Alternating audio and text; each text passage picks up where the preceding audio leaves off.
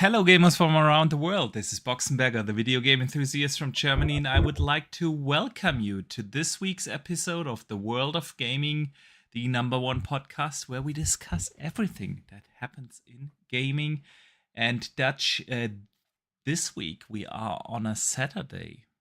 Very unusual spot for us, but unfortunately I was stuck at work on our regular slot this Thursday, so we had to move it to the weekend. So nevertheless, I'm excited to do this today, and I want to welcome our awesome community. Big shout out to you guys. A big welcome to everyone who listens after the fact, either here on YouTube, on Spotify, or Apple Podcasts, or wherever you're listening. Welcome to this week's World of Gaming. And Dutch, my man, how are you doing this week? Yeah, I'm doing well. A little bit of a new job role at work as well. So I've been busy with work and busy after work. Been promoted, or what happened? Yeah, kind of. I'm no longer phone bound. Doing sales. I am now head of training and compliance for my company. Sweet, congratulations. A lot of making sure everything is correct and above board, and listening to things and making sure everything's right and can't get us into trouble. And nice. Moving up the ladder. Sweet. Good stuff. Good stuff. So yeah, busy. And now I've because I've done that, I've gained a work laptop, which means obviously I've got work at the house as well as in an office. That's what happens when you move up the ladder. You're gonna take a lot more work with you. Trust me, I know what I'm talking about. Anyway, congratulations, brother. So this week we have quite a few topics. Some of the topics might be considered already quote-unquote old news, because unfortunately we had to skip last week's podcast. But that means we have even more to talk about this week, and I'm looking forward to that, Dutch. But before we start with the podcast, as always, we need to talk about the most important thing in gaming, and that are, of course, the games that we are playing. So everyone in the chat, let us know what is keeping you busy lately. And Dutch, what have you been playing lately? Yeah, so I've there's been a handful of games that I've been playing lately, and I'll get to the newest one last. Okay. I've been playing on the PC again a little bit more recently, but I've been playing Football Manager, which, as anybody who played Football Manager knows, takes up a lot of time. Yep, I remember. It's been a while since I've played a Football Manager, but I remember it being very time consuming and addictive. Yeah. Yes, it is. It's addictive. Even though you don't actually play anything, you're just literally watching little dots run around the screen. I mean, it's changed since the past where it used to be dots. Now it's figures running around the screen that you manage. But yeah, that's obviously addictive, but it's one where you can kind of just put it on and let it do its thing, and then manage in between and kind of get on with your life. It's not one of these ones where you have to constantly be like looking at it and doing stuff all the time, which is good. Aside from that, I've also went back onto Cyberpunk 2077 to finish off Phantom Liberty, because as anybody who used to watch me do game streams on Twitch and YouTube knows, I started Phantom Liberty on, I think it was a Twitch playthrough, maybe it was a year and a bit ago when it released, and I didn't end up. I kind of left it to stream it, and I didn't play it when I wasn't streaming, which means that when I stopped streaming the game and I stopped streaming gameplay because I got busy at work or whatever it was at the time, I just didn't pick it back up to finish Phantom Liberty. Obviously, I finished the actual main campaign of Cyberpunk a long time ago. Like when it came out, I played that game to death, but I never actually finished Phantom Liberty. So I've went back on that, and I've been playing that quite a bit. And last but not least, been playing the Battlefield 6 beta. Nice. I played it last week when the first open beta was out, and I've been playing it this week, including with a few friends. I've played it with Boy Rush and Berserker This, or everyone knows him as Jordan, and Jordan's friend as well. And so we've been having a good party up there. Pat did try to join in, but he's the strangest thing ever. He came online, he jumped in the party, and then he just disappeared off the Xbox for ages, just left it on. So I was like waiting for him for about 20 minutes, and he just didn't return. So I jumped out, went and played with Jordan. And then Pat jumped into Jordan's party near the end, and I thought, oh, Pat's back. And then they were leaving, so I was going to play with Pat. And then I was like, oh, you're right, Pat. Didn't respond. Disappeared again. Sent him a new party invite, not there. And then went offline. I was like, what on earth is he doing? So, but then, yes, I've been playing a little bit of solo, and then I've been playing a little bit of squad-based. But overall, really like Battlefield. I feel like it's getting back into its best. Although I do want a little bit less. I want to kind of play a little bit less of the urban warfare maps that they've got. I want to see what the big maps are like with the aircraft and things like that. And so far, we haven't seen that in any of these maps. So I don't know what the aircraft's like. I don't know what the piloting's like. I don't know what these large-scale maps are like. It's a lot of the just urban warfare stuff. But even with that, the gunplay is fun, the gameplay is fun, the destructibility is insane. There's been many times where I'm at the top of a building and all of a sudden a tank just goes and piles loads of rounds through the building, and the building collapses when you're on the top floor and you just fall to your death. It's super fun, and I'm actually really looking forward to it on release. The good thing is about the second stage of the open beta so far is that aside from custom lobbies, getting into the game and the servers and everything has been really stable. Haven't had any crashes, haven't had any dropouts. They've been absolutely fine. The custom lobbies have had a bit of an issue today because, of course, when you're doing custom lobbies and you're selecting a certain game mode on a certain map, well, it'll take forever. Like up to, I think they said one of the issues was it was taking upwards of like 45 minutes to get into a game when someone was selecting a custom game type. Because if it wasn't available, it would then create a brand new lobby for that one person and then wait until enough people had joined that specific one lobby that they were looking for. So I can understand why that would be an issue, because, of course, if someone's just like, I only ever want to play this map and only ever want to play this game mode, then it's going to be a super long wait. But really, really enjoy Battlefield. I'm so glad it's back and back to its best. And it works better. And you know what I like about the attachments thing as well is you don't have to fuck about with your attachments every time you do it these days, like you did on Battlefield 2047, where you had to attach them every time you started a new game. Now, you sort your loadout before you start the round, and then that's your loadout when you start the round. Hallelujah! That's it. You don't have to piss around with it. Revolutionary idea. I know.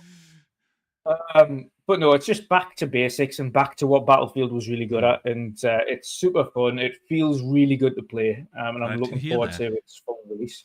I wanted to get into the beta last week, and it always told me that the beta isn't open yet. Throughout the entire weekend, I've been seeing people super enjoying it, or playing it on Twitter. And whenever I started the game, it says the beta hasn't started yet. So I simply couldn't get in for some reason. So I fully intend to check it out this week. Actually, tomorrow. Didn't have the chance to do it yesterday or today. And I'm looking forward to it because I hear nothing but good things about it. And you just confirmed that. So back to its best. Back to its good Battlefield best. Like I say, I'm just waiting to play the big maps where it gets just ridiculous and you've got the planes and the tanks and long distance snipers. And I know a lot of people kind of, especially Call of Duty players, hate the fact that you have to run from one end of the map to the other end of the map and things like that. But Battlefield players love that. They love this massive open map where you can kind of get a nice advantage point for proper sniping. Yeah. Like, not this, like, taking a sniper on Rust, for instance. That's not sniping. Okay. And now you're gone. Okay, so he just dropped out for some reason. And there he is, back in again.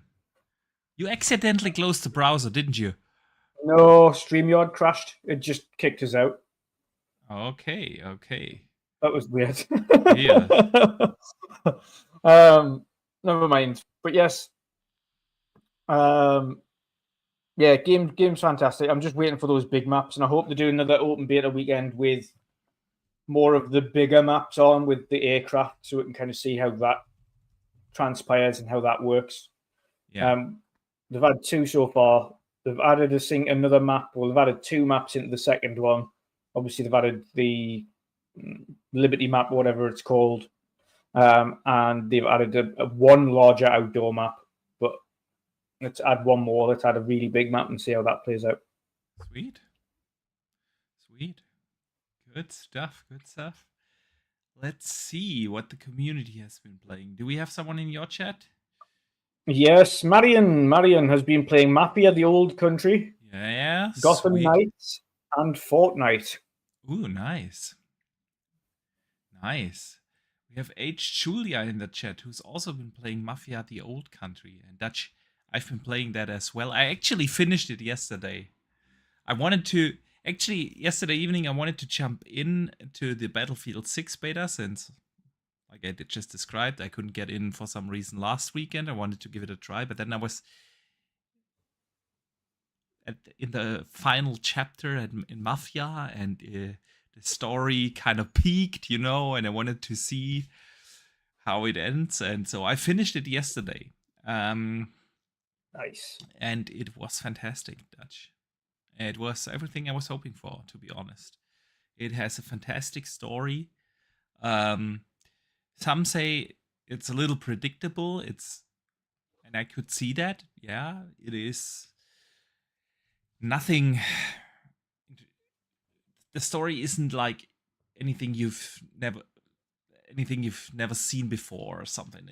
That's not it, but it is still good. It has some good twists in. It has an unexpected ending. It was exciting through and through, the storyline. I love that it's a linear game. It's not open world. There are certain open areas you can explore a little, but overall, this is basically a very linear game, and I love it for that. The gunplay was good. It had some actually really good stealth missions. The stealth was fantastic. So, man, I thoroughly enjoyed my playthrough, and it's only $50. It's a very fair asking price point. Took me bit more than 12 hours to beat the game, so it's not super long, and I think it's a very fair price point for that, but I actually really enjoyed it. It's beautiful. It offers 2 modes on the consoles, performance and quality mode. Both do look and run very well. There was the occasional pop in here and there, but overall it looked fantastic. Great lighting, great choices for color palette. It was absolutely worth the playthrough. Absolutely enjoyed it. Mafia. Nice.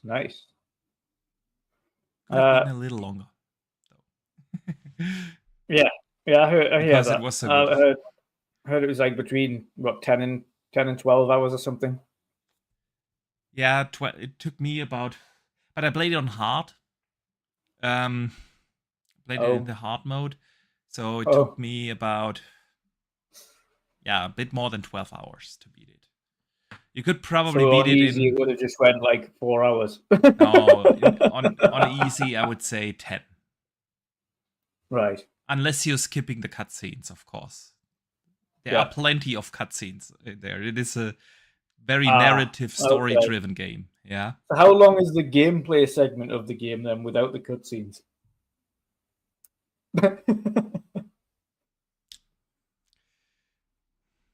3 hours less, maybe 4 hours less. Something in that ballpark, I would say. I mean, I didn't track it, but gut feeling would be something like that. 3-4 hours of cutscenes. And then, I don't know, 8 hours gameplay. Okie dokie. Yeah, and it was really good. JLV 730 in the chat is also playing Mafia the Old Country and says he is loving it as well. And it is really good. That's why I'm a little confused that the community is voting for Expedition 33 gameplay today and not Mafia the Old Country. Don't get me wrong, Expedition 33 is still my game of the year, but it's been out a while. So and Paul is in the chat here, and he's playing Spider-Man 2 on PC and Nier Automata on Xbox before that. Oh, Nier Automata was fantastic as well. It was absolutely brilliant. Like the scene that the kind of area that sticks with me is always when you go to the fairground for the first time. I think what blew my mind is... I don't know what about it. It was like the music and everything in that area was just phenomenal. I was just like, whoa. It was.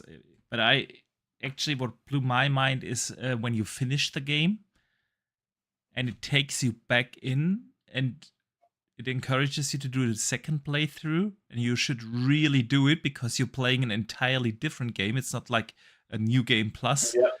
The second playthrough and the third playthrough is actually an entirely different game with different characters, with different levels, it's crazy. Yeah. It is, it's different every time. I think there is a crazy amount of endings in that game as well. Yeah. Absolutely. What else have I been playing? I've played also a lot of Grounded 2, actually. So I still haven't played that yet. I mean, if you didn't enjoy the first one, you're not gonna enjoy the second one. But the second one is better in every way than the first one. Good. A lot of quality of life improvements, right? I mean, the general gameplay is basically the same, like in the first one, but just significantly improved in every kind of way.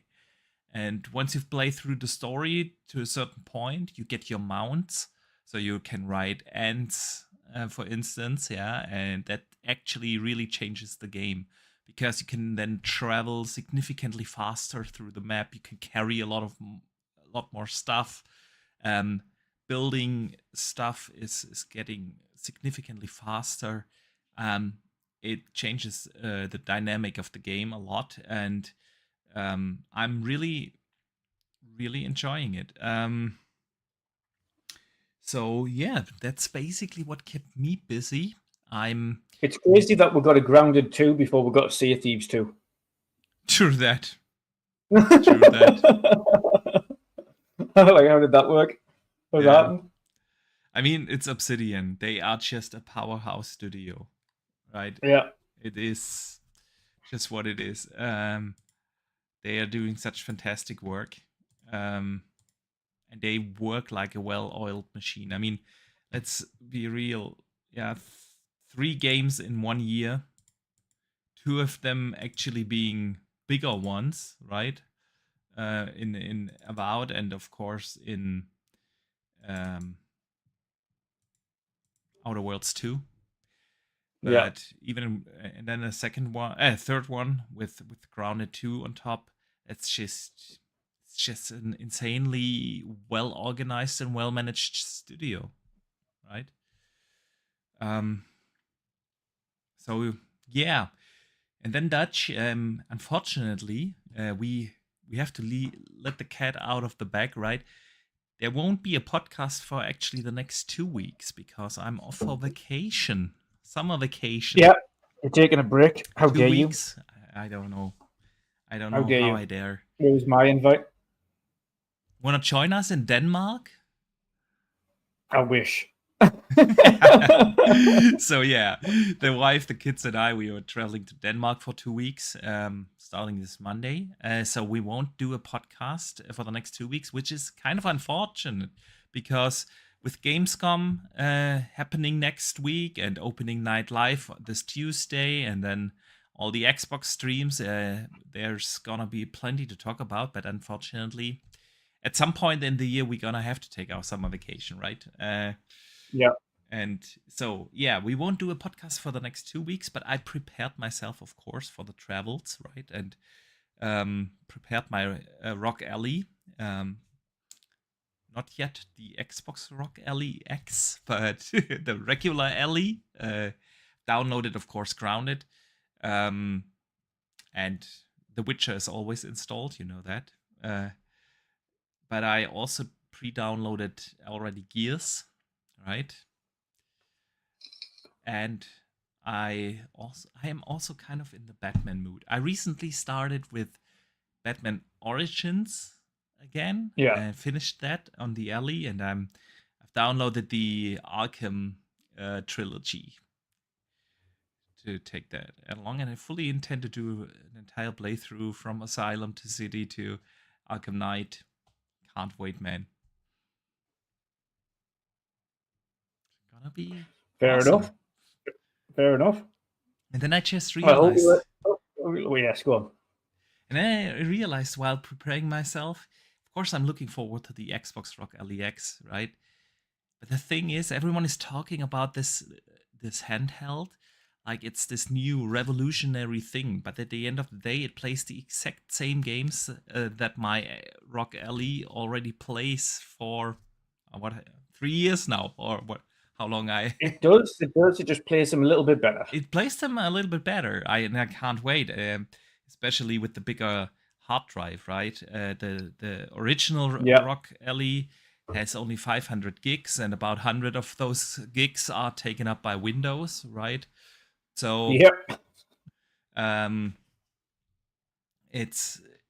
that's definitely something I'm looking forward to. I'm looking forward to the more controller-like shape of the thing.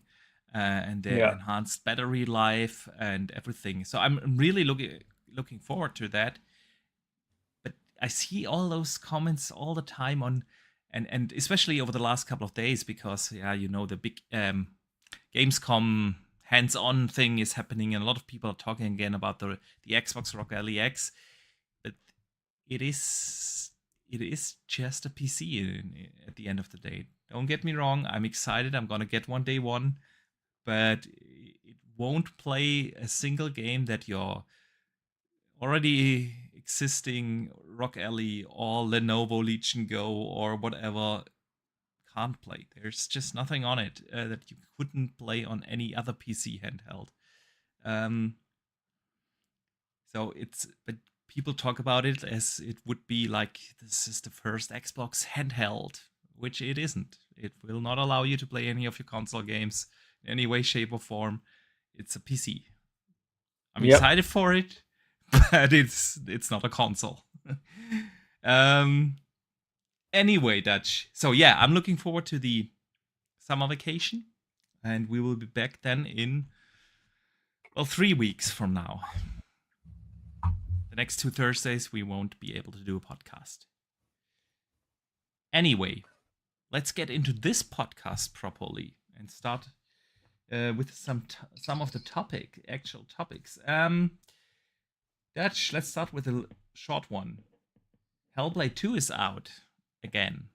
The enhanced edition, right? It's also out on PlayStation and PS5 Pro.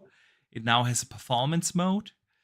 What are your thoughts? Because I've seen a lot of discussions out there. Yeah, it runs apparently worse on the PS5 than on the Series X, which isn't really a big surprise, right? And then people are super surprised that it runs better on the PS5 Pro than it does on the X. And there's a lot of talk and discussion going on. So what are your thoughts, Dutch?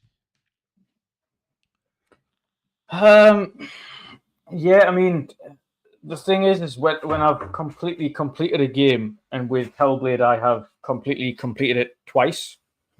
So I played it, I got all the achievements, and then I played it again for the additional commentary modes, because of course you can change the person who's commentating the game itself, or the narrator, as it were. The narrator of the game you can change on the second playthrough, and I did that and played through again. Actually, I probably played through the game about 3 or 4 times, because I recorded it all the way through twice. Originally to upload the entire gameplay onto YouTube, and didn't end up doing that. Just deleted it. So yeah, I probably played through it about 3 or 4 times already, and they're adding a challenge mode, which is good, and of course they're adding like performance mode and things like that, which is nice. But the challenge mode doesn't bring any additional achievements, so there's no real requirement for me to go on there and play it again. I've played the story already, and I find Hellblade, especially the type of story it is, it's only really super impactful the first time you play it. Yes, it is. Thereafter, it's not the same. Like, it's like, yeah, it's a good game, it looks pretty, but like it's not. It doesn't have the same impact because you're not experiencing it for the first time again. Yeah. That's why I never done a second playthrough. I did that with the first one, right? When it came out, I played it, and then when it got the Series X patch thing, next gen patch, I did play through the first one again, and I did the same thing. I played through again to get the additional achievements just before the new one came out. Yeah, and I kind of regretted it, not because it's a bad game, or on the contrary, I love Hellblade 1 and 2. But like you said, I had this in my mind because of it's a super fantastic experience, and when you experience it a second time, it takes away from that experience. And so I want Hellblade 2 to be remembered by me as this game with the mind-blowing visuals, with the insanely good voice acting, and this very intense experience. And when I would do a second playthrough, I would remember it differently than I do it now, and I want to avoid that, honestly. Yeah. So yeah, I don't intend to do another playthrough on Hellblade 2 for that reason. I'm still a little surprised about the discussions going on again. Of course, the PS5 Pro version is probably the best console version you can play right now, obviously. Which it should be. It should be. You've got extra horsepower, so if it wasn't the best version after they bring it out specifically for that, I'd be concerned. Absolutely. So, yeah, I mean, it's good that the game can be played by more people now.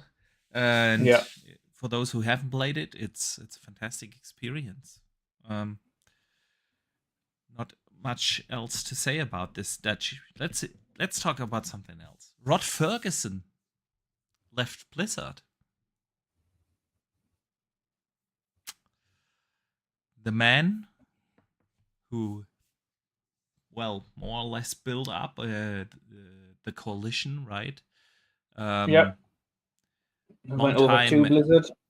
Long-time Gears veteran, went over to Blizzard about 5 years ago to become head of Diablo, and he's leaving the studio now. What are your thoughts on this, man? Yeah, it's a strange one. I haven't seen kind of any reasoning as to why he did or anything like that, so I can't really comment on it. Maybe he's just wanting to change the scenery at this point, kind of outside of the realms of Microsoft and Xbox. Maybe he's just wanting to get out the industry full stop for a bit and take a break from it. I wouldn't blame him if he did, because, like you say, he's been at the coalition for such a long time, doing Gears, and then obviously moving over and doing another major franchise in Diablo. it's kind of a lot of work, and especially obviously it was mega successful with Diablo 4.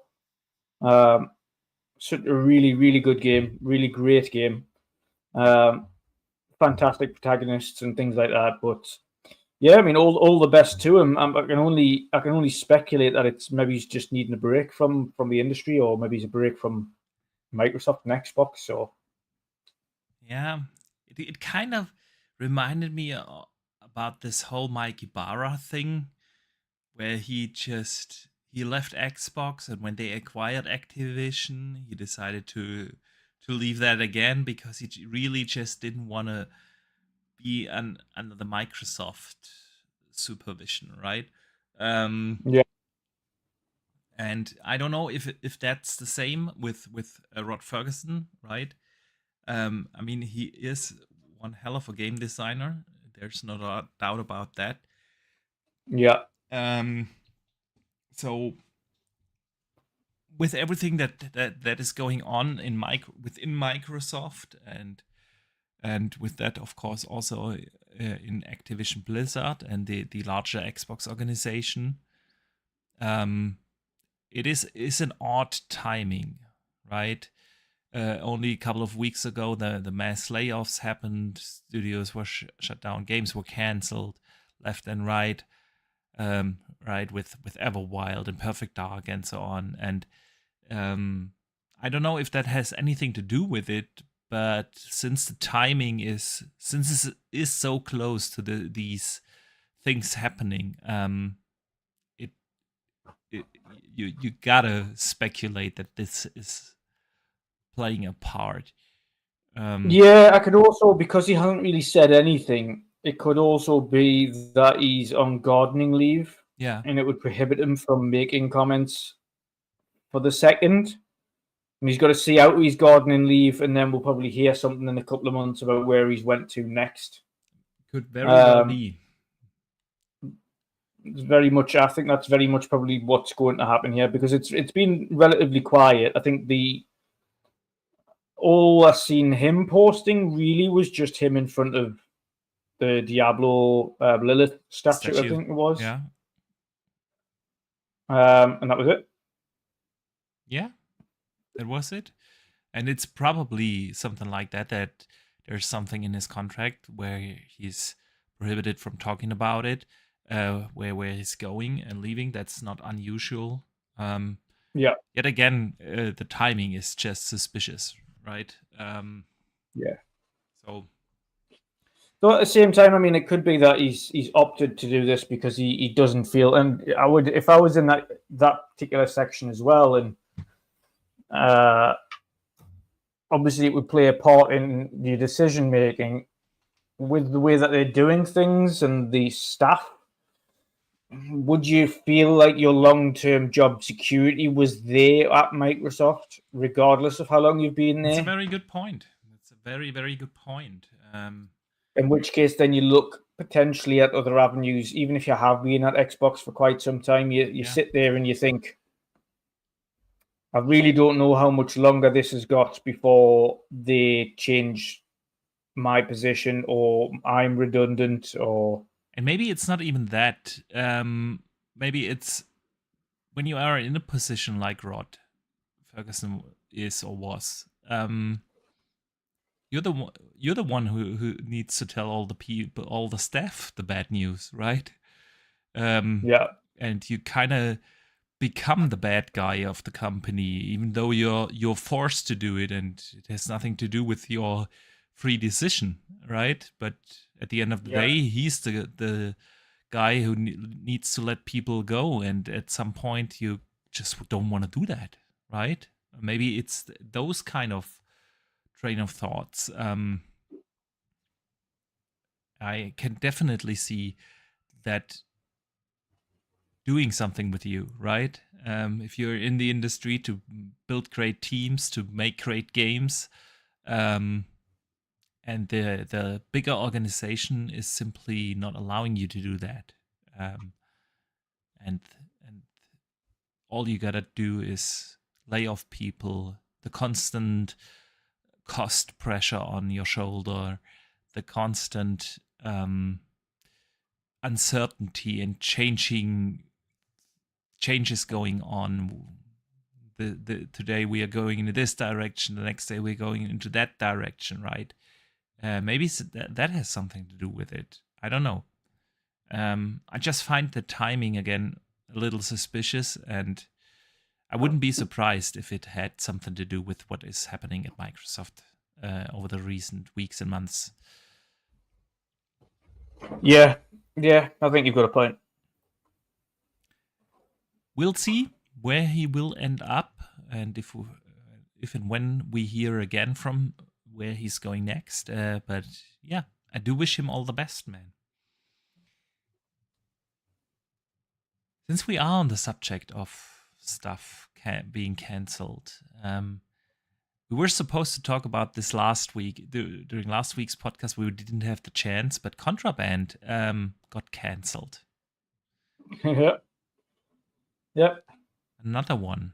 The game they are have been co-developing with Avalanche Studios, right? They announced that game 4 years ago, and I looked it up because I remembered that they put out a statement on Avalanche when they on Contraband when they announced it. And 4 years ago they said, we have been working for more than 3 years on that game with our partners at Avalanche. So doing the math, this game has been in development for around about at least 7 years, and it's also gotten cancelled. I mean, we haven't seen any gameplay or anything from the game other than a brief CGI teaser. But I don't know, Dutch. Very similar to the storyline of Perfect Dark, right? Getting cancelled after 7 years in development. And Everwild, same ballpark. Games that should be very, very late in the development stage, getting cancelled. Yeah. I mean, I can understand if games are getting cancelled in the early phase, right? When you do the prototyping and you just don't find a formula that is fun. But after many years in development, being relatively late in the development stage, canceling games, I don't know how you're feeling about this, but to me, this is kind of hard to explain how this could be a wise business decision. Yeah. I mean, if anybody's got the monetary backing to be able to cancel these things and not really feel the brunt of it, it's Microsoft. Yeah, that's true. That's that is true. But let's not forget that I think at some point as well, they'll be looking at it and thinking, even if we did release this today, monetarily, we wouldn't be in a worse position than we would be if we cancelled the game. These are the decisions they're probably looking at and thinking, listen, we've already wasted like 100 million on this game and it's got absolutely nowhere. Do we believe, are we going to forecast that this game will recoup at least 100 million? And they probably look at it and think, you know where it is? Probably but even not. If it doesn't recoup 100 million and only does, I don't know, 50 million, it's better than nothing. They probably don't think that. Yeah. They probably just think, fuck it. If it's not making the money back, it's not worth it. Yeah. But it's other companies as well. I mean, remember to them, I was going to say to them, shareholders, they just see a loss is a loss, regardless if it's 50 million or 100 million. Like, if we may as well cancel it, because if it's not making its money back, even if it's like all of its money back, then it's not. Why would we continue it? I think that's ultimately what they'll probably be looking at there. They'll probably be thinking, are these games actually going to make their money back? Or should we... And then look at how long it's got left to develop. They're sitting there and go, well, how long does the studio think it's going to take to finish? Another 2 years. Right. Absolutely not. Knock that on the head. How long are you going to take to finish this game now? You've already had 6 years. Another year and a half. Nope. Knocking that on the head. Right, how long are you? Like, some of these things, as you know, Contraband's been in development for fuck knows how long. Everwild was in development hell for like 7 years or something, 8 years. Like some of these games that have been cancelled have been in development. Perfect Dark, they wasted like literally $500 million or something. It's ridiculous on a brand new studio, all the staff and the game, and contracting an entirely different studio to help make Perfect Dark, and they've just canned all of it. So it's obviously we would rather they came out, but clearly the shareholders and the powers that be at the top are just thinking, listen, we're going to make none of this money back. Like, these are just dead in the water. This is just not going to work. So just knock it on the head now, and we'll just focus on what we'll have. Of course, it's got to be something like that, right? How much money or how much more money do we need to invest? How much more money? Yeah, it's not so much how much have we spent. Before this comes out. Yeah. It's more how much more do we have to put into this in order to get it. And the Perfect Dark was nowhere near done yet. That was still a case of, we'll show you more info as development continues. It was like, Jesus Christ. I wonder why it takes you 7 years to notice that. Well, it's probably just the change. I would imagine the change at the top. The initial development segment of it wasn't under when Satya, etc., was really getting involved. And only the last couple of years, when they've been starting to really plow the money in, has Satya and his group of financiers started looking at things a little bit more and went, right, guys. Right. Yeah. All of these projects, how long has this one got left? Because this one's been in the oven for like 6 years now. It's got 2 years left. No, it doesn't. Knock that on the head. That's done. What about you? Yeah. How long have you got left? Again, it raises the question, why haven't they noticed that earlier? The Xbox guys probably did, but the Xbox team are very lenient, and we've known this. Like, Xbox team as a company have always been, we're going to give you as much time as you need. But now Microsoft are looking after Xbox team, and Microsoft are calling the shots, not Xbox. Microsoft are going, nope, we're all for being lenient, but come on. And I think that's the thing. I think they've been getting away with giving people and companies as much time as they need for a very long time. And now the guys at the top are thinking, we can't be doing that anymore. It's like a black hole of money. We're just sinking things into stuff that never comes out. As painful as it is, it kind of makes sense, right? Yeah. That you have certain, milestones that you have to reach. If you're not reaching them in time or budget, of course the project is in danger, right? I just wonder why Microsoft hasn't had those kind of, let's call it, quality insurance measures set up earlier, and not let people work for 7 years. Imagine, put yourself in the shoes of a developer. You're working for 7 years on a project, on a game, and then it's getting canned, and your entire doing over the last 7 years was for nothing. Deleted. For absolutely nothing. It's like it's kind of the worst thing you can do to demotivate people, right? And good leadership should actually account for that, right?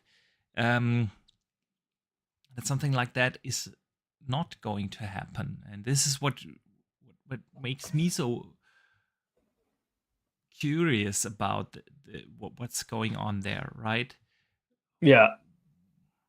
You should have noticed, like 2 years into development, hey, Perfect Dark or Everwild or whatever, or Contraband or any of these games, right? It's going nowhere. That's what I'm saying. I think Xbox as a team did know this, but Xbox as a team were very lenient and give them a long time to sort it out. But Microsoft, as a team, when they've really took the reins of Microsoft, now that they've funded them by the tune of over $1 billion on 2 acquisitions, they're now going, Yeah. Nope, let's rein this in. Yeah. No more. Obviously, that's what's happening. Yeah.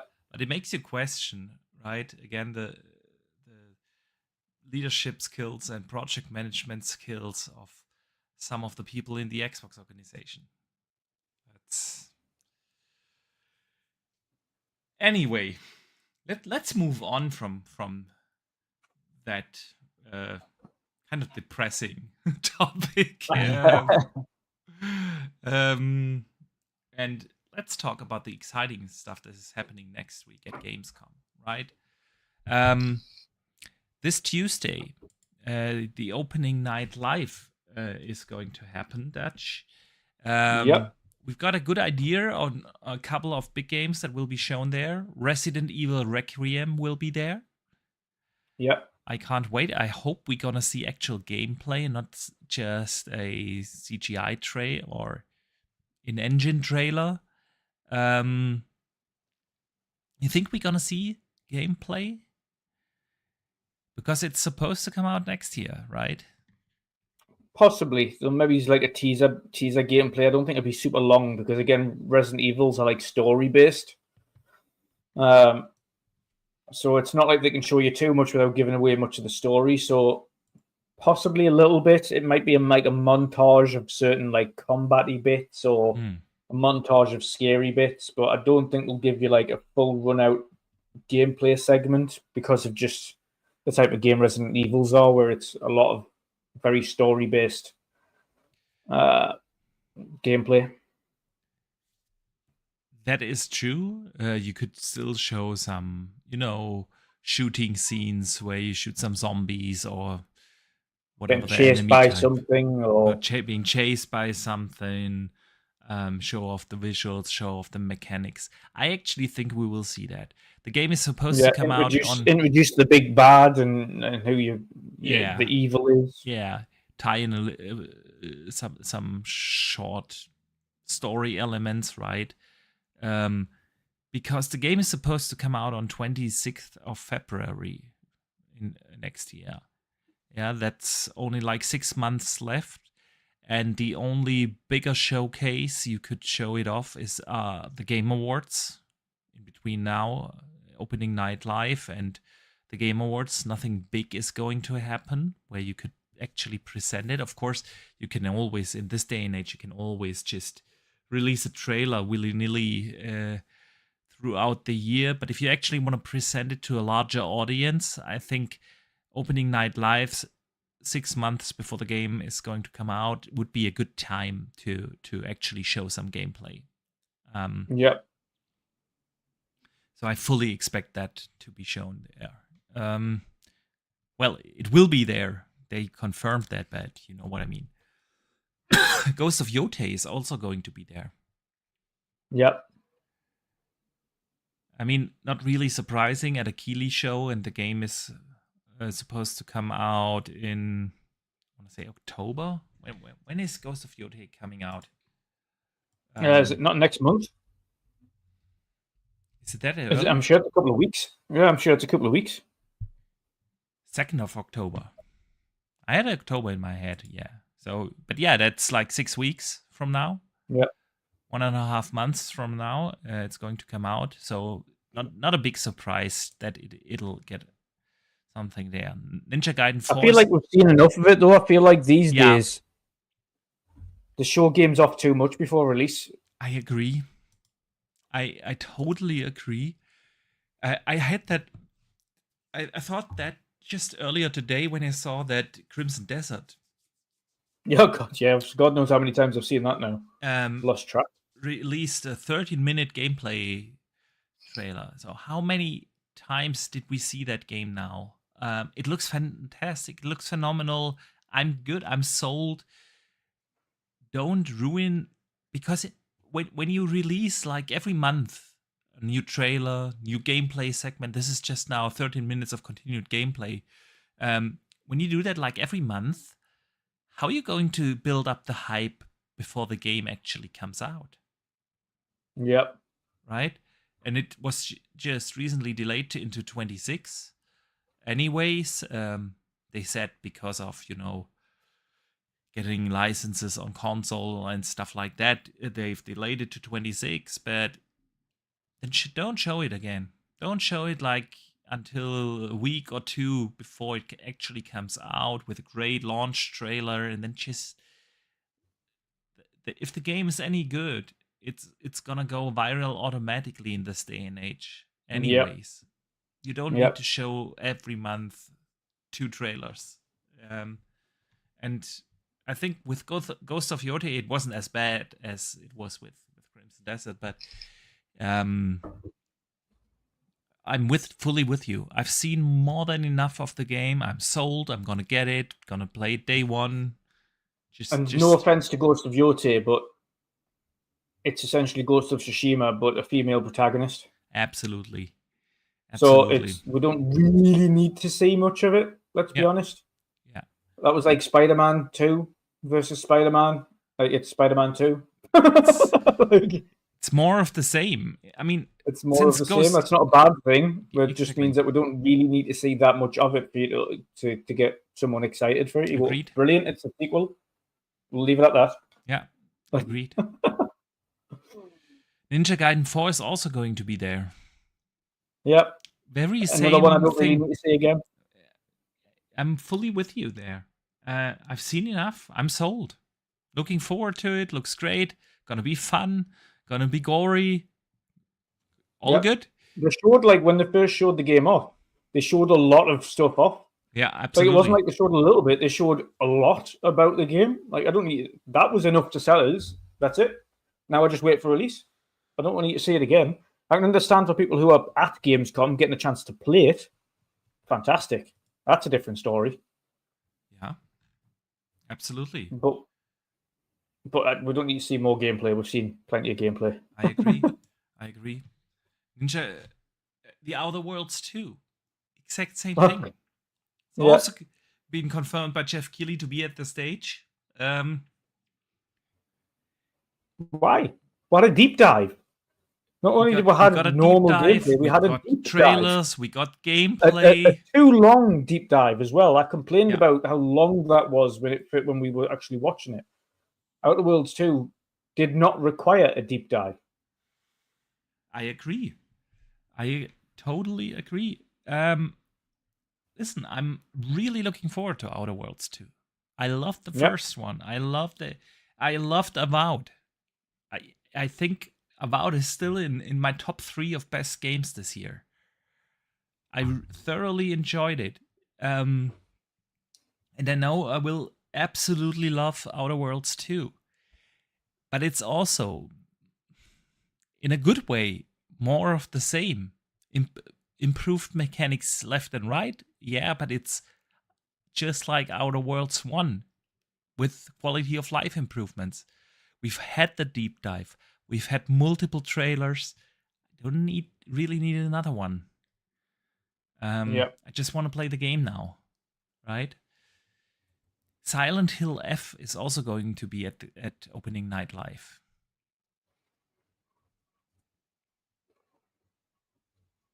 I mean, we haven't seen too much of that one. We haven't, but I feel like some of those games should be more experiences, and I feel like horror games are those kind of categories where you need to really play it in order to feel what the game's like. We saw a little bit of it. I hope this isn't too much when they show it. Of course, it'll be intriguing to see what it's like and what the protagonists are and things like that, but I don't really want to see too much of it because it would spoil Silent Hill. Since we haven't seen too much of it, I'm okay with it being shown off. And you can't always give the demos in the hands of the people, right? Exactly. So I'm okay with it being there. I have more of a general thing with Silent Hill F. I feel this horror genre is more than probably any other genre affected by quality. If a horror game is done really, really well, it can be absolutely amazing. If it's mediocre, or if it's not really, really good, there is no mediocre. You know, it automatically becomes bad. If you play a shooter or a role-playing game, you can have absolutely phenomenal ones, like The Witcher, you know. You can have mediocre ones that are still worth playing and enjoyable. And then, of course, a game can also be very bad. But with horror games, I feel like I can't really remember a mediocre horror game. I have only played extraordinarily good ones, and if they are not really good and the quality isn't really high, they are automatically bad. Yeah. You know? And yeah. From the little we've seen from Silent Hill F, I feel like this is the latter one. You know, it's not gonna be a good one. Yeah, I agree. So yeah, maybe I'm gonna be surprised after this showcase. I don't know what's got them away from doing, like, I feel like a lot of horror games now have got away from the psychological aspect of horror, and they're just trying to be like, yeah, not even jump scary, but like just gory and gruesome, as opposed to like psychological horror. Like the one thing that people were so hyped for Silent Hills, or what was PT at the time from Kojima, was because PT was a really creepy, like psychological horror, where you were going round in circles in this flat thing, and then the phone would ring, and then all of a sudden there's a dead woman just like hovering above, and then like a hand would like creep out the bathroom door, and then like and it was like, like shivers up your spine. And no horror game recently has even come close to that. Yeah, that's one thing I think the horror genre is missing, is a real psychological horror game that makes you go, ugh, like shiver and just go, nope. Yeah. I don't want to go around there. Not a chance. Yeah, I agree. I mean, let's see if OD is gonna fill that spot, right? Yeah. Yep. Or fingers crossed. What's the game Ninja Theory is working on? That they've announced like 5-6 years ago. Oh yeah. With the very Project Mara. Project Mara, exactly. That could also be something like that. But yeah, I agree. What else are they going to show? World of Warcraft Midnight is gonna get its world premiere there. See, that's okay. That's what the opening night, even though I'm not a World of Warcraft guy, but I feel like a world premiere is always good. Big stage. It is in Germany. Germany is a very PC heavy market, you know. Lots of PC players there. Kind of makes sense to present the trailer there. What I'm kind of really excited about is we are getting the first trailer for Fallout Season 2. Yep. Not be long now. No, December is... And it is in December, doesn't it? Yes, this December, and we're getting the first trailer. So I'm actually really looking forward to that. I also feel like that when Fallout Season 1 on Amazon came out, everyone was like really surprised by its quality, because usually those TV adaptations from video games aren't like super duper good. Some of them are okay. I really enjoyed actually the Witcher series. It was well done, but it also didn't really set the world on fire, right?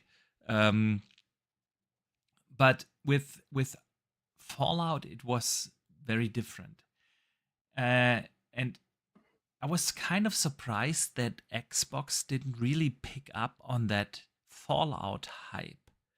I mean, clearly they didn't have any games in the Fallout games in development, but they must have kind of anticipated or known that this is, hey, we've got something good here, and we need to bank on that with something. I mean, they released the patch more or less along with the Fallout series, the next gen patch for Fallout 4, but that's about it. Do you think they kind of going to rectify that? I mean, remember during the ABK acquisition, Microsoft accidentally leaked the Bethesda ZeniMax roadmap.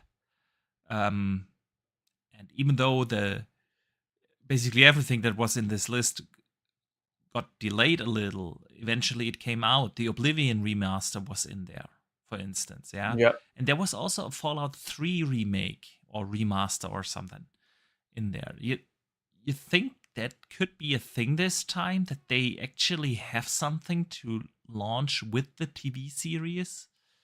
Because it's going to be massively successful again.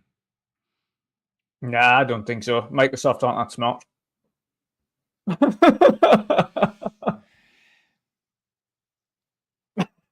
I feel like Fallout is a super, but they always miss a trick.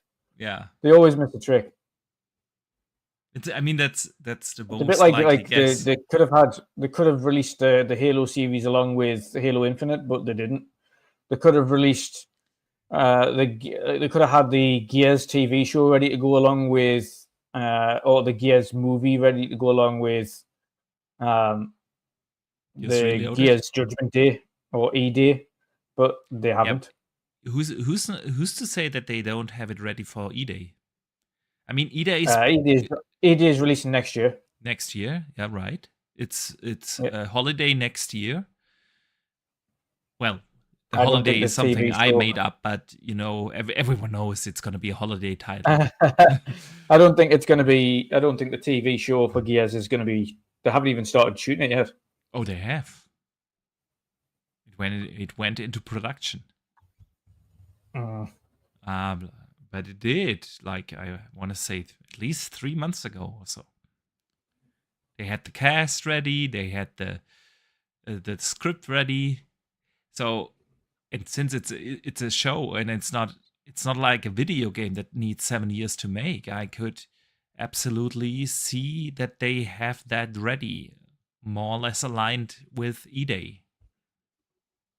And it kind of would make sense. I mean, listen, with Fallout, it's so badly managed.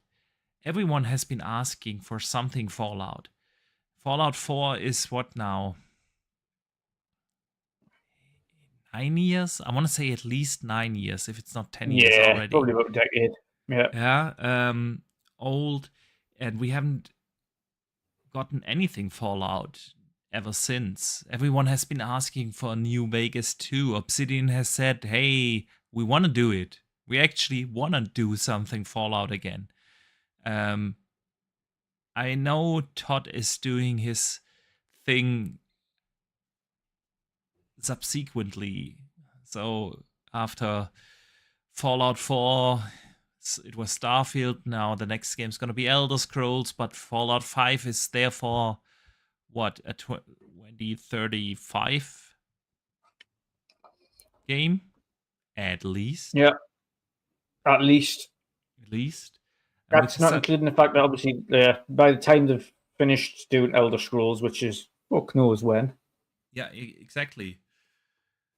Even if Elder Scrolls comes out 27, it's gonna be at least another 7-8 years till then. The next at least. And that's. I mean, it's a relatively optimistic assumption that Elder Scrolls is going to be a 27 game, right? Very optimistic. So, yeah, I feel like Fallout is so mishandled. Give the license to someone. They have so many good studios now. I mean, Obsidian is the... Obsidian. Obsidian is gonna knock out a Fallout game in 3 years, dude. Yep. Just give it back to Obsidian. They made the best one anyway. Yeah, I agree. Do a remaster like Of New Vegas. New Vegas, right? Or Fallout 3. That You know what it is? I think that's why the TV show for Fallout did well, or did better than some of the other shows of the same kind, because Fallout wasn't based on a vault that had been in a game. It was based on a new vault, so it could tell a new story. Also keep familiar people in and around it, so that you can go, oh, look, that's that. Oh, look, that's this place. Yes. Even though that wasn't linked really to that particular vault in that story, you still had the Brothers of Steel. You still had, and in the second series, they give you a tease of New Vegas. Whether or not they actually go there or anything is another thing entirely, but it's kind of giving you that nostalgia whilst creating a new story with new characters. Whereas the issue you've got with Halo and even The Last of Us, where the second series has just fell off a cliff, is it is literally almost word for word what has happened in the game. Yeah. Or the book. I've never read the book. Anyone who's seen it, you're just like, I don't know what's happening. Yeah.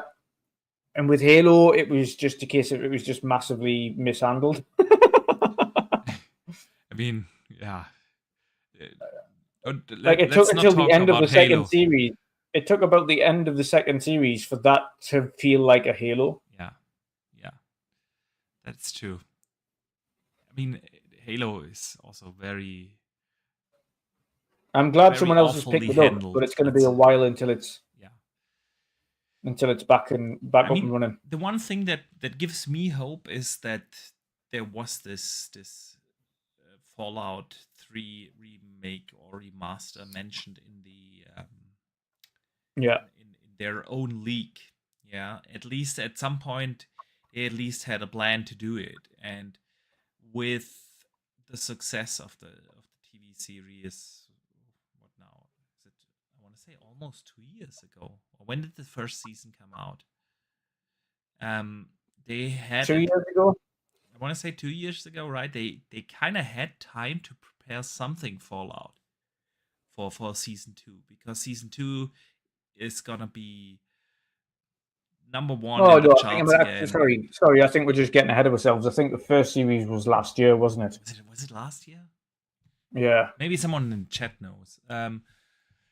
Anyway, if they could give that the Oblivion treatment, bring it not do a full remake, but bring it into the modern world with significantly upgraded visuals, some quality of life improvements in terms of menus and everything, that would be so awesome, man. And we cannot wait for the next Fallout game till 2035 or something. Yeah. It's too long, dude. Way too long. On the other hand, with Elder Scrolls they're doing the same, right? We didn't have an Elder Scrolls. Let's assume it comes out in 27. Let's stay optimistic. Very optimistic, I know. But let's stay very optimistic and say Elder Scrolls comes out in 27. That's 17 years in between the two mainline Elder Scrolls game. That is too long. That is way too long. That's an entire generation of gamers that have never experienced an Elder Scrolls game. It's ridiculous to do the same with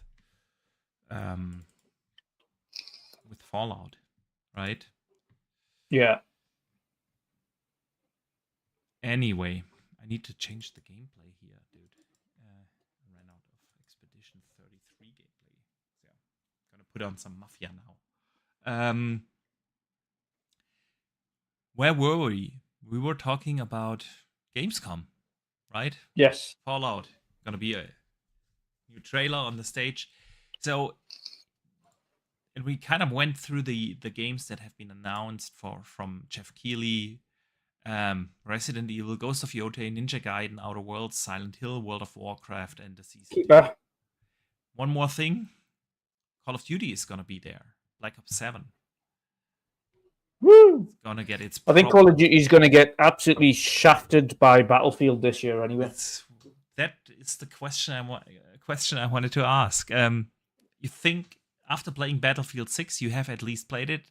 I will hopefully tomorrow play it. Yeah. But everyone loves it. The Battlefield 6 open beta has been massively successful.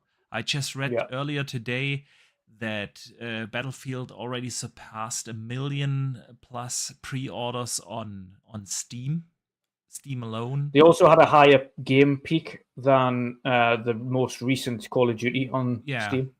Yeah, I think it was higher game player peak than any Call of Duty, not just the recent one. Yeah, that's right. Yeah. Over 500,000 concurrent. Yeah, which is massive.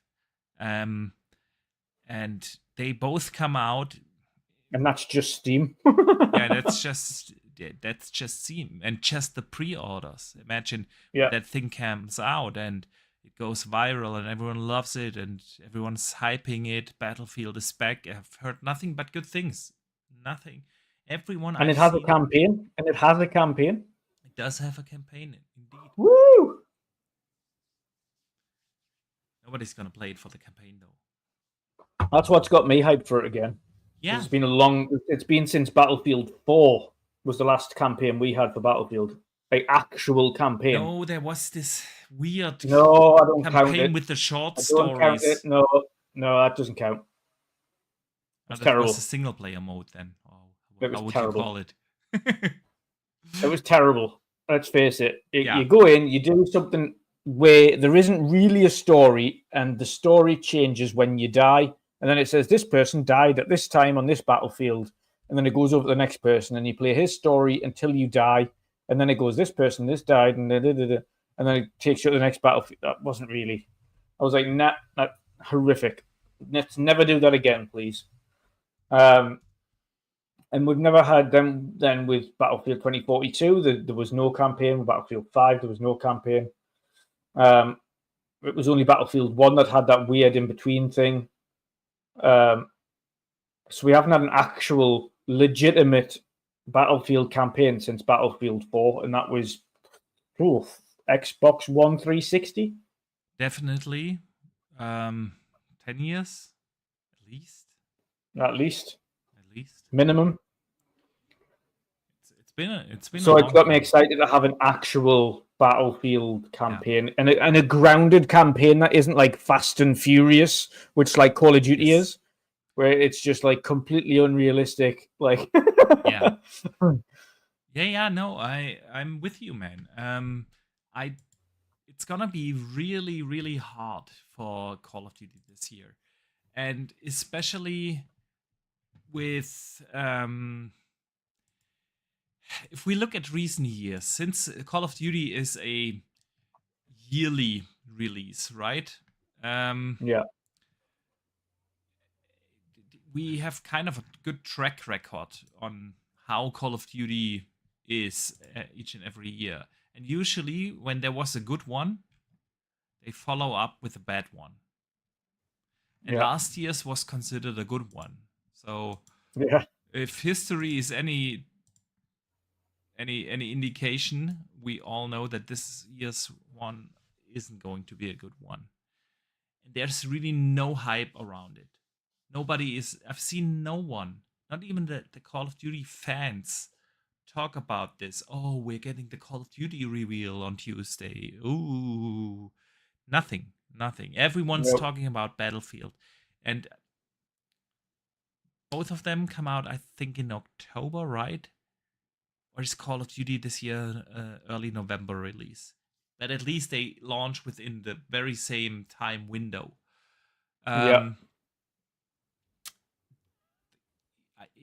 I really can't see that Call of Duty is going to be successful. And actually, I think it's a good thing to have some competition. That's what competition does, right? Battlefield took a break for a couple of years, and they listened, and everyone seems to love it. I've not seen one negative voice around Battlefield 6, and I've seen a lot of voices lately. So, yeah. Dutch, anything else you expect from opening night live? Any surprises you're expecting or hoping for? No, I actually don't expect any surprises. I don't expect absolutely none. I think Microsoft are literally laying out exactly what they're showing you, and they have. This is what you're going to see. Yeah. So that's what you're going to see. And I don't think there's going to be anything in between. And I think people are going to go mad because they haven't done any surprises, but they didn't say there's going to be any surprises. They've just said, this is what you're going to see on our streams. Yeah. That's it. And I think there's going to be a little kickoff on X and social media about the fact that there wasn't any surprises, but they've already ruled out what they're going to show. So don't be surprised if there's nothing. I don't believe there's going to be any surprises. Yeah. I mean, obviously, he might have one or two surprises, but maybe he's not Xbox related, but just in general. But yeah. I really don't believe so. But even going to the event when we went, not last year, but the year before, there wasn't really any surprises on there either. That's the thing, right? Opening Night Live never really was that show where you got to see, this is, even though Jeff Keighley always brags about, we had like 20 world premieres and then it was all games you see once and forget about them. There was really nothing that stuck in my mind where I remember, that was the Opening Night Live game. It was revealed there. So I don't expect that either this year. Even though the CEO of Gamescom, the lead executive of Gamescom said this week that they have never been in competition with E3. But now that E3 is gone, they kind of have to step up their game. And that they want to announce more games at E3, at Gamescom going forward. That they want to become bigger, and this year's gonna be the biggest one ever. They have more than 1,500 exhibitors this year. I mean, it would be phenomenal if after all this time, instead of having to go all the way to LA for an actual major game show, it's based in Germany. Yes, absolutely. I would take that all day long. And everybody, all these big influencers and things can stop trying to think we can come over there and they can fly all the way over to Europe and meet us instead of us spending thousands of pounds and hours going over there and staying in LA of all places, which isn't cheap. Yeah.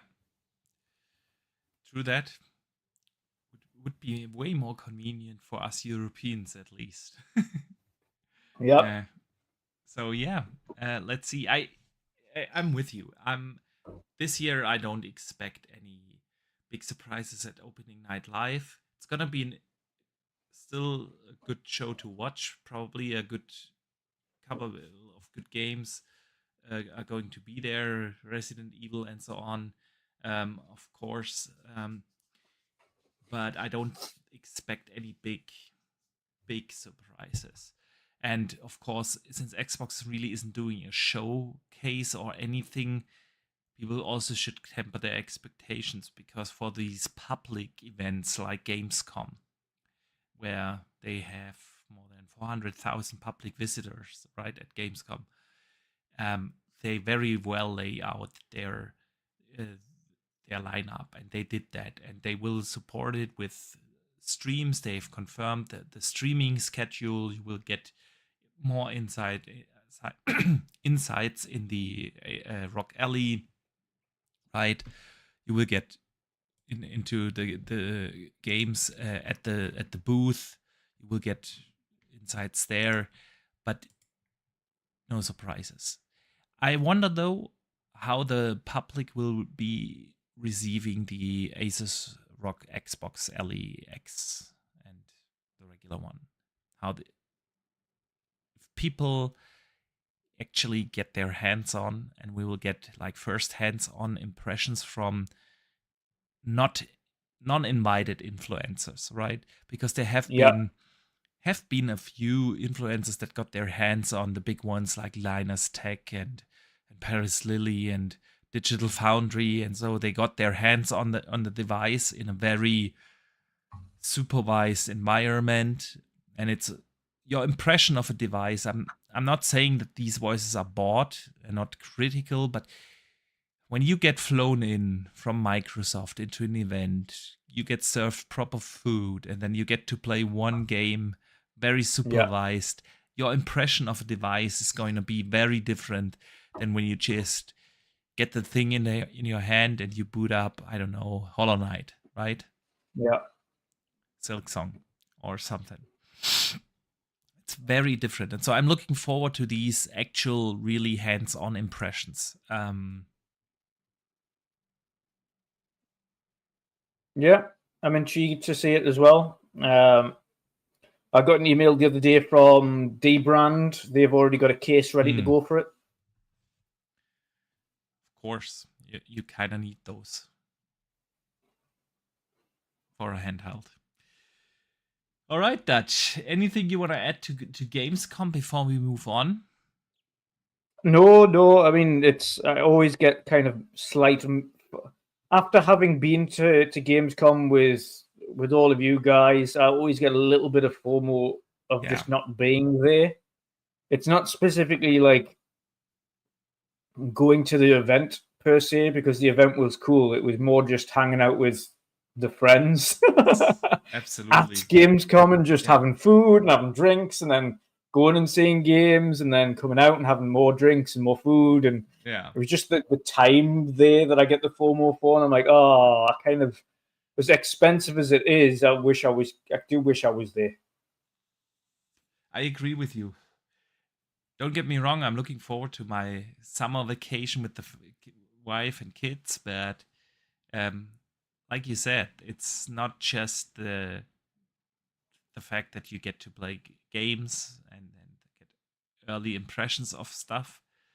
It's meeting the people, and that's what I'm already having FOMO about, and it's going to be worse next week when you see all the pictures getting posted. But and then just getting back to the hotel after a long day of talking and looking at video games and having a few drinks and chilling out outside with people, and then heading to bed, doing your little bit, typing up and whatnot you were doing, and that's it. And then wake up again the next morning, or drunk podcasting in a hotel room.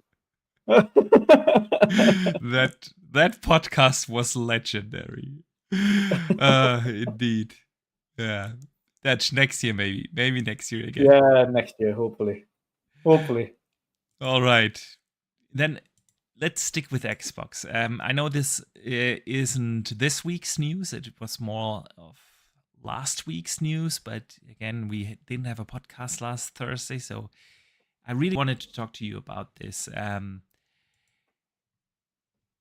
next Xbox is reportedly set to be powered with an AMD chip that is called Magnus, and it is described as something really different than usually consoles are being built, or the chipset, the SoC for consoles is built. Because in like every console we had so far, every PlayStation, every Xbox, every Nintendo console, we had dedicated APUs, right? And this time, Xbox is building a chipset that is basically still, you could still call it an APU, but on that chiplet, on that SoC, you have a separated CPU and GPU die, which will allow them to have a much more scalable chipset. Of course, everyone is speculating about this makes sense, because then for an Xbox handheld, you can use the same chip layout and just scale down or up, right? It will allow much easier licensing stuff. So this idea, we've talked about this also on our podcast quite often, that Xbox could be licensing out hardware, console hardware. It would also to Asus or I don't know Alienware or whoever wants to build one, right? Yeah. It would also allow them to do much more, iterative approach to console design, getting more frequent updates out of hardware, right? And especially with what is all but confirmed that the next Xbox is also going to run Windows, right? This makes even more sense. So I wanted to hear your thoughts because there's a lot to talk about in this whole approach there, right? What were your thoughts when you heard that? Is this a big win? Is this something you see critical? It's going to be hard to really tell until we kind of see it in action whether or not it makes Absolutely makes a big impact or not. It's hard. It's a lot of it. It's very speculative because we don't. There's nothing official to say that it is definitely happening that way. Is this next Xbox actually going to be a Windows-based Xbox, or is it going to be the one after? That'll be the Windows-based Xbox. Oh, it's going to be the next one. Absolutely. But yeah, it's hard. I don't really, to be honest, I don't really have any thoughts on that as it stands because it's all very speculative. We don't even know what Magnus is capable of in itself. Well, yet they've described quite a bit of it, and usually our listeners do know that of our podcast we do not talk or pick up the dude. Trust me, I've heard kind of rumors. But this one comes actually from Moore's Law. Is that very, very well-known insider in the chip business. It's less in the gaming business, but in the chip business, he's leaked previously basically every console with more or less the exact specs. The PS5 Pro just recently, right? Was all Moore's Law is dead. It's got some really good sources, and he actually broke it down quite a bit. It's gonna be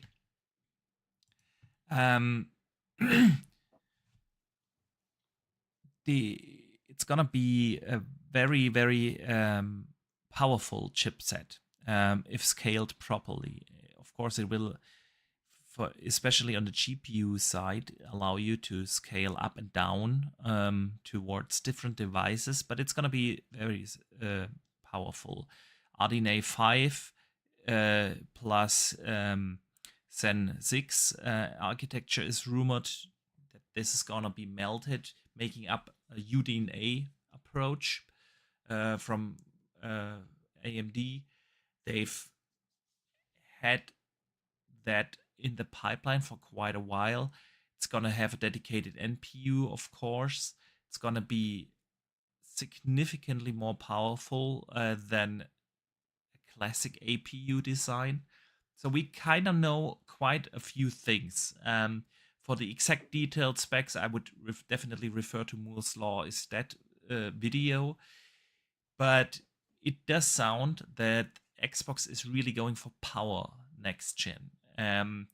Of course, with subsidized consoles being a thing of the past. We've seen that with the PS5 Pro, with its ridiculous pricing, especially outside of the US, right? The subsidized console business is gone, and you would expect that the next Xbox really isn't going to be cheap. unless they really make use of that scalability approach and release again multiple tiers. Do a handheld, do a Series S kind of device and a Series X kind of device, but the powerful device, I expect 4 digits for that after reading or seeing the specs in there.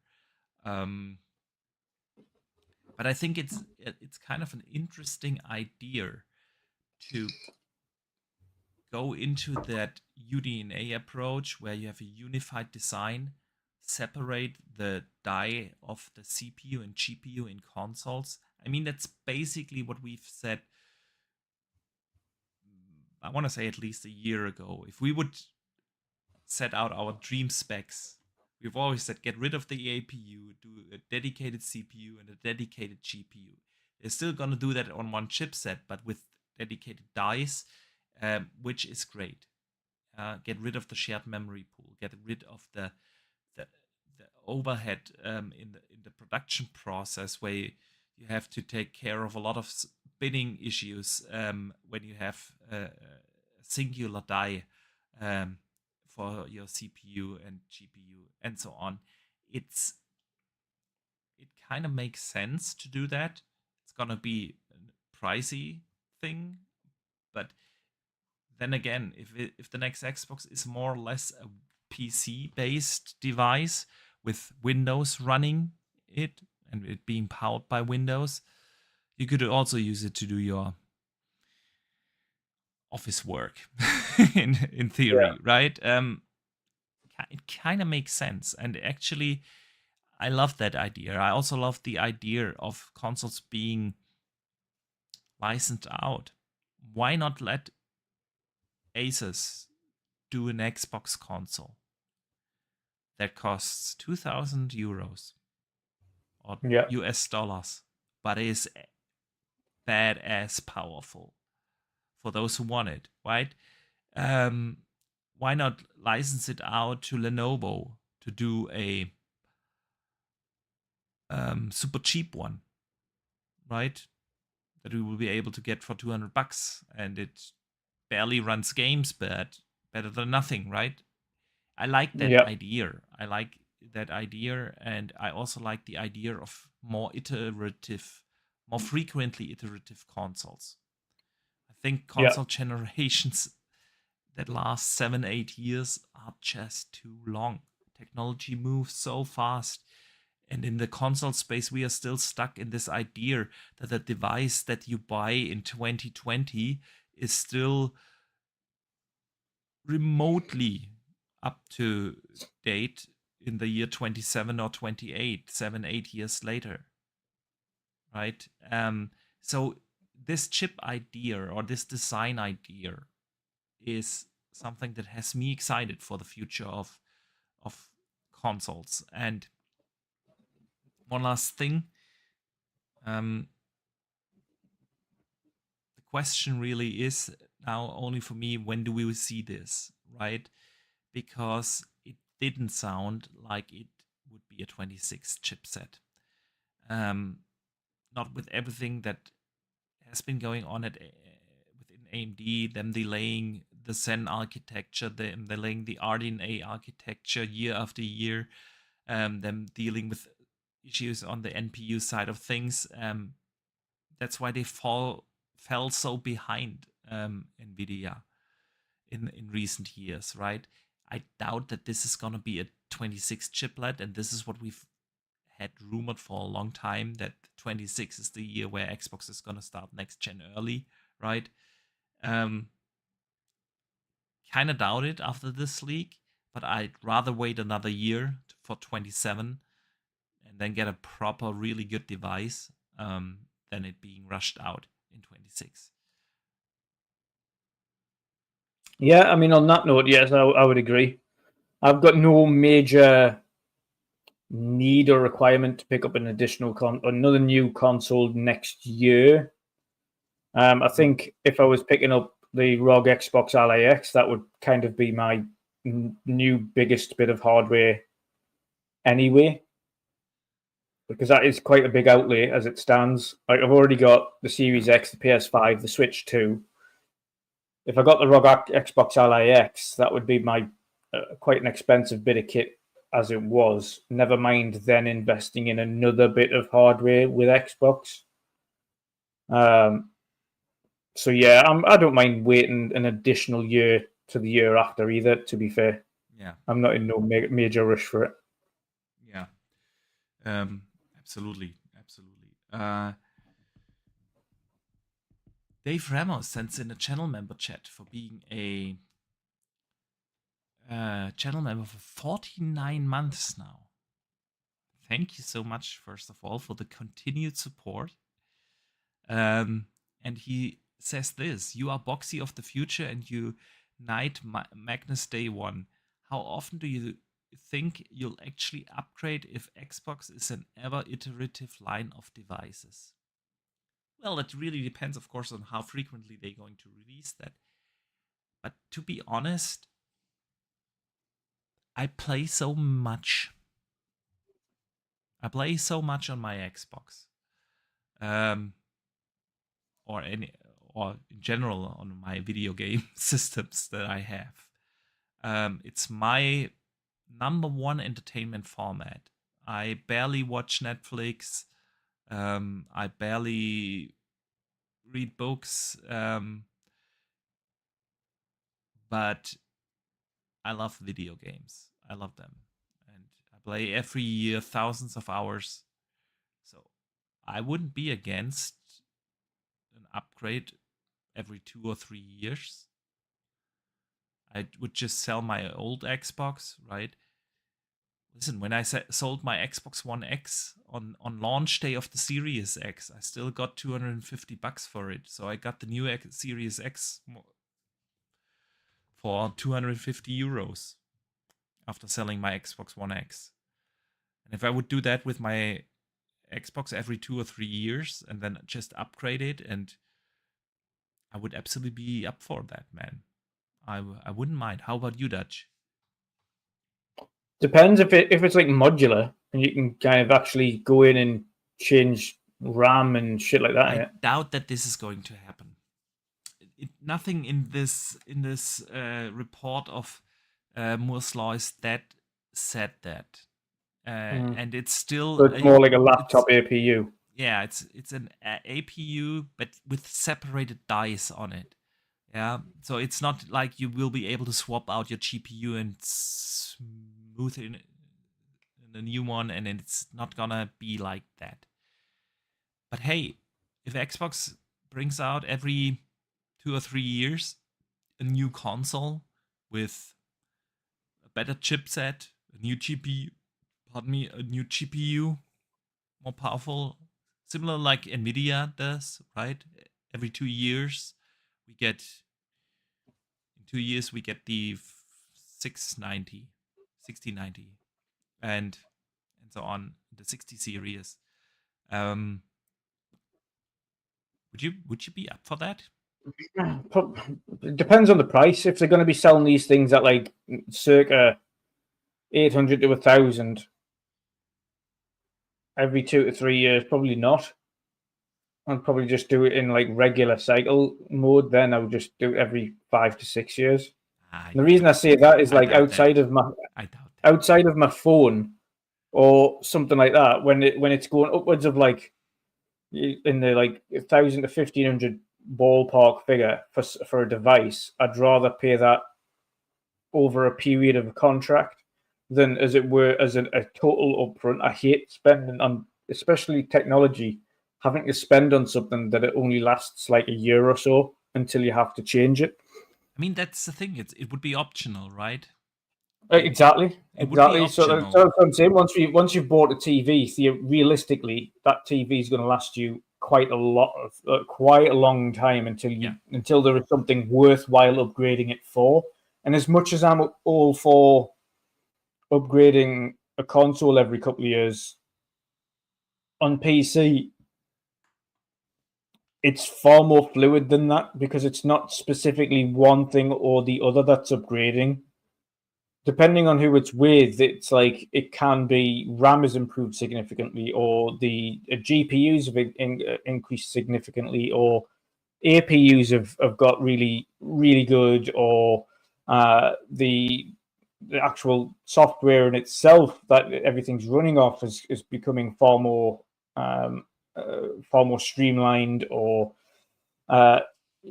everything as individual items are changing at different paces and getting better in different ways. SSDs, for instance, and RAM haven't really changed that significantly over the time.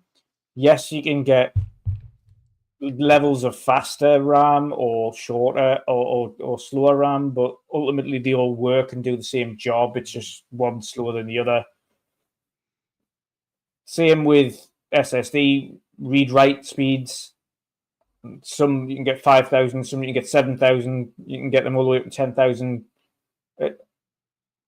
It just depends on what you want in that particular thing. So it depends on what the overall package is increasing by every 2 to 3 years. It's very speculative. But if it's just, for instance, you look at the overall specs of the upgrades 2 years down the line, and they're like, well, what is actually changed? And they're like, oh, well, the RAM's a bit quicker, and the GPU section of it, or the graphics processing is a bit more powerful. And like, is that it? I know what you mean. Again, it's a very speculative discussion at this point, because we have really no idea if and how. Because we literally go through this every time, like we talk about Nvidia and their cards. When you're talking about the differences between like the 4060, 4070, 4080, or the 5060, 5070, 5080, 5090, and you're like, well, pricing bandings. Are you really needing to do the 5090? The 5080 is really powerful. Would you get a 5070 over the 5080 because they're not really too dissimilar? And then, like, that's the kind of stuff that you end up talking about with console upgrades, and you're like, I know what you mean.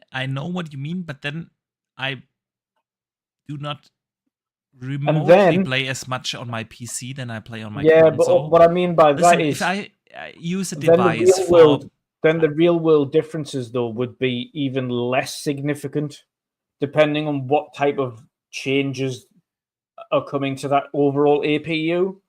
Because if it's like, oh, well, it's overall 10% better processing speeds and 15% better graphical fidelity, it's really worth it. In real time, that's not really worth it. Again, it kind of depends. Listen. How many hours do you play on your console each year? I want to say on PC.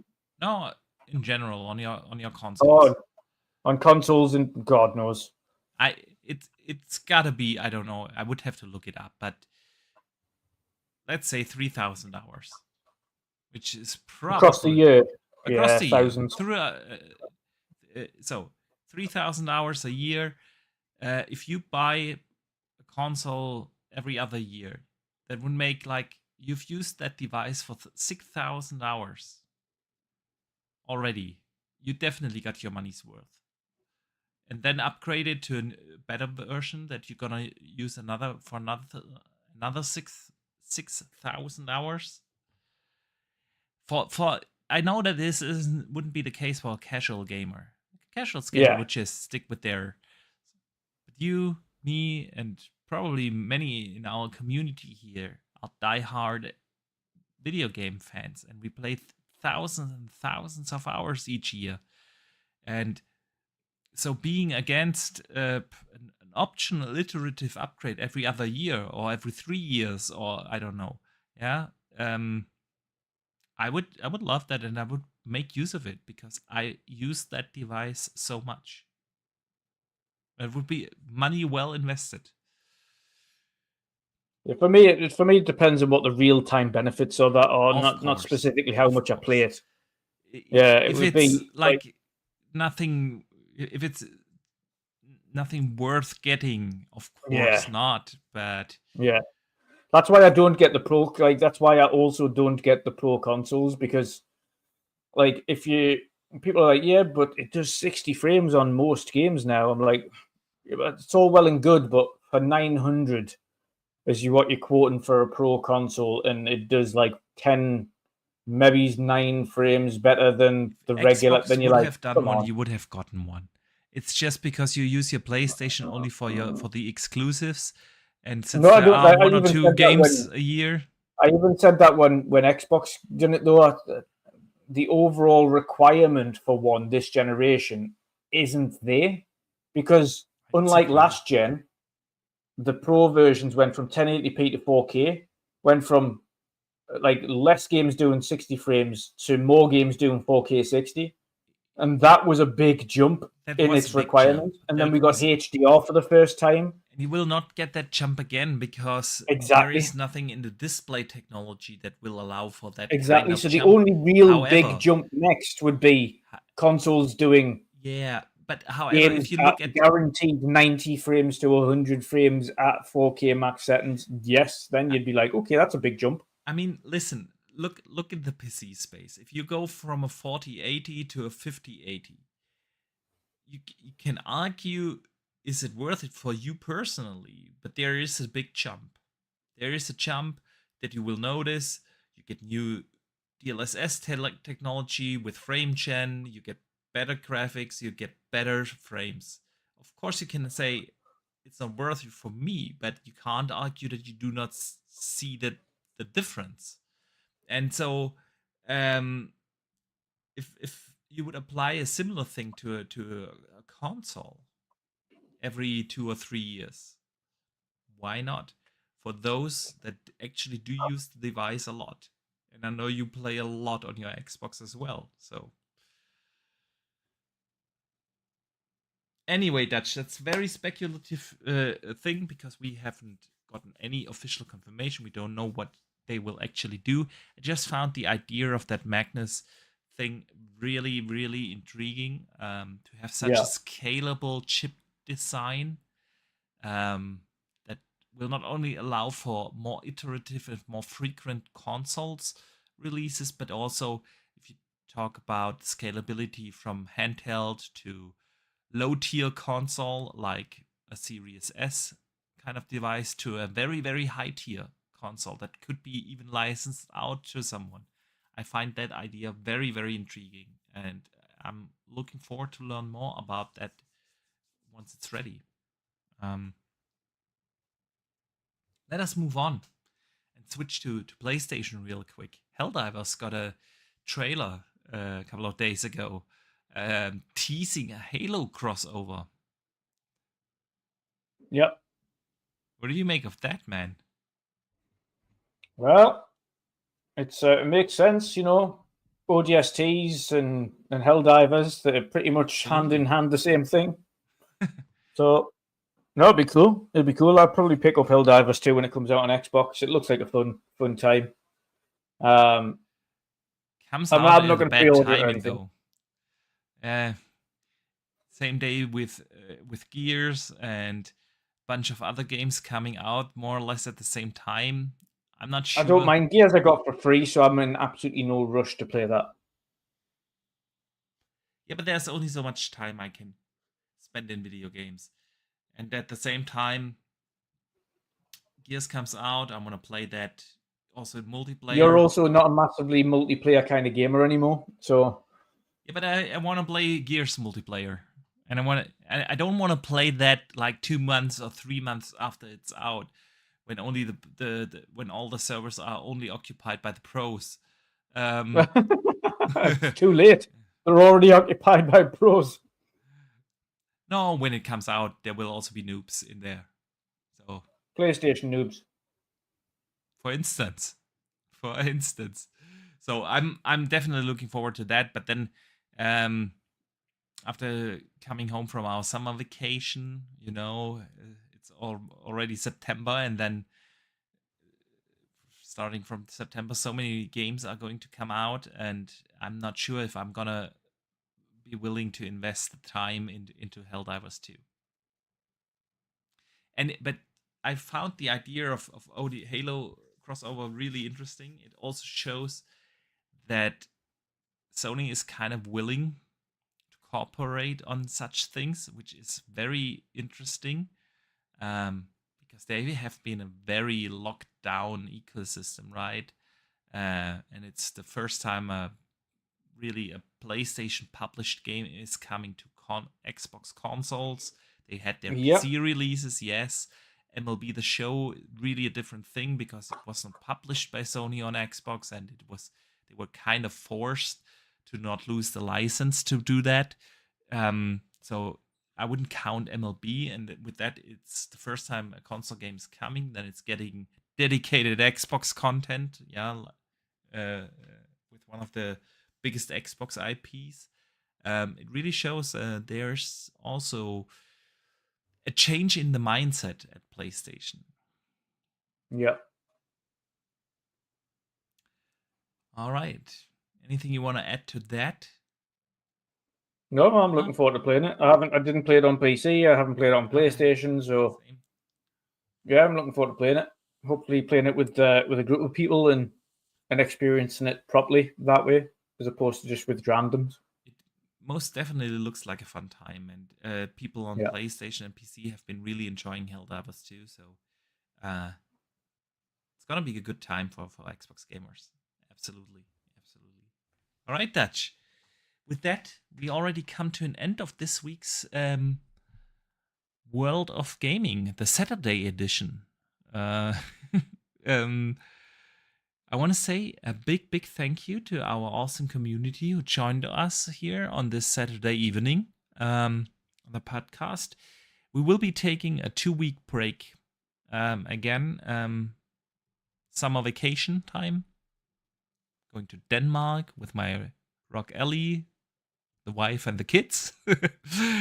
And so, yeah, we won't have a podcast for the next 2 weeks, but we'll be back after that, of course, here at the usual spot. When is that then? It's gonna be September. First week of September. September 4th, exactly. We're gonna be back. Looking forward to that. But as for now, I want to say again a big thank you for tuning in here today. A big thank you to the listeners on Spotify or Apple Podcast who made it till the end. And that's before we let everyone out of here. Tell them where they can find you and what you've coming up, man. Yeah, you can find me everywhere at Wondering Dutch or Wondering Dutch X. Whilst Box is off, I might do a couple of gameplay streams on Thursdays instead of having nothing. Like a plan. Just to kind of pass the time for people. So if you want to just stop by and watch some gameplay, or might play some multiplayer games with friends or something like that on the stream, you never know. But yes, I don't have a holiday coming up, so enjoy Boxy. Thank you. I will, and I will be posting a couple of pictures from beautiful Denmark. I've never been to Denmark, man. Nice. Well, enjoy it. I've been driving through the country when I went to Sweden and Norway, but I've never stopped there. Never really stopped there, except at a gas station or something like that. So I'm really looking forward to see that beautiful country.